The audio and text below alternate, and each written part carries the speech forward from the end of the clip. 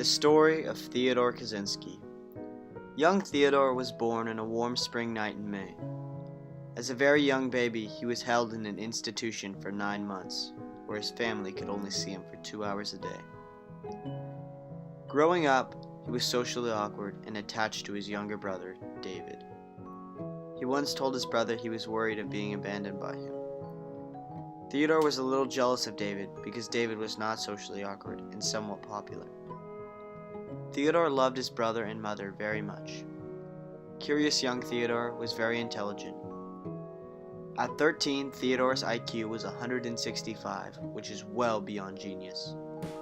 Throughout high school, Theodore didn't make many friends and studied most of the time. After his high school career, he went off to Harvard at 16 to major in math.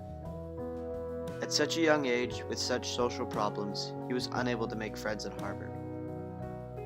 His college career was very lonely for him, with no one his age and no friends. After college, he moved into the mountains. Surrounded by nature, Theodore was having a wonderful life.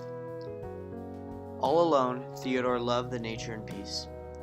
With all of his free time alone just thinking, Theodore's intelligence and knowledge of bombs led him to create a very intense algorithm on how he could anonymously send bombs to universities. After bombing many universities, he acquired the name the Unabomber. He continued to make bombs and then send them to airlines too. He went on to send many more bombs for a span of 17 years. In 17 years, he managed to send 16 bombs. Around the time when he sent a letter saying he isn't sending any more bombs, his brother David started to look into the Unabomber because his wife was very interested. The letter that Theodore sent had a saying that Theodore had used before. It was a unique saying special to Theodore, and David recognized it. David had an important decision to make. He could either turn in his brother and potentially have the blood of his own brother on his hands, or he could not, and he may have the blood of innocent people on his hands. What did David choose? What would you choose? David went to the police and told them that the letter sent by the Unabomber had a unique saying in it that Theodore would say. The search continued for a while.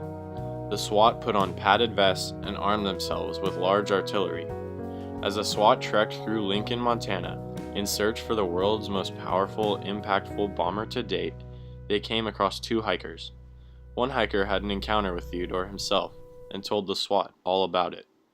As they searched some more, they came across an old, rickety shack. The SWAT pulled the Unabomber out from his house and took him to court. As the court case goes further into the punishment of Theodore Kaczynski, they come to find that he has lived off no running water or electricity. The Unabomber is faced with 8 life sentences without parole.